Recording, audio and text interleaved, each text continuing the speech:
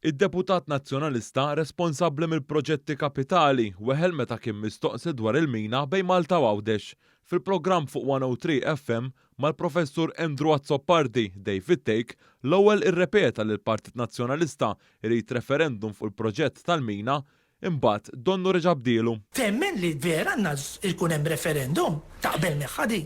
Ara. Hemm xara iva jew le, tgħidu li iva jew le. Il-pożizzjoni tal-Partit Nazzjonalista hija dik. Issa, jista' jkun hemm min ma jaqbilx ma dik il-pożizzjoni, nazzjonalisti laburisti u mena ma jkunx. Ġint ma taqbilx naħseb jiena. Kieku għalija jien. Inti tkellim tal-proġetti ta'. Ara, jien personalment. Issa personalment.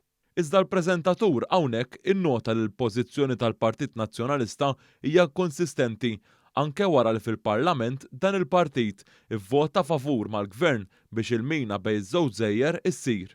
Inti tara xi ħarira ma farka sens illi issa l-awċin iridu jivvotaw isir xtani li jew le. Laqas nemmen li tista' tagħmel farka sens għax fil-każ, sorry, is-Centrelink nista' nagħmilna referendum ma' nista' ħattartu u ta' żoni li ġew affettwati.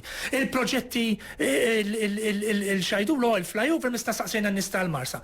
Fil-programm ħasem ukoll il-Ministru għall-Infrastruttura u l-Proġetti Kapitali Ian Borg u għannota kif wara kritika fuq il-proġett tas-Centrelink li għal snin twal dan baqa' fuq il-karta sa minn żmien George Borg Olivier kien dan il-gvern li għamlu u issa n-nies qed jiffrankaw il-ħin mit-traffiku u pajjiżna qed jiffranka l-emissjonijiet żejda.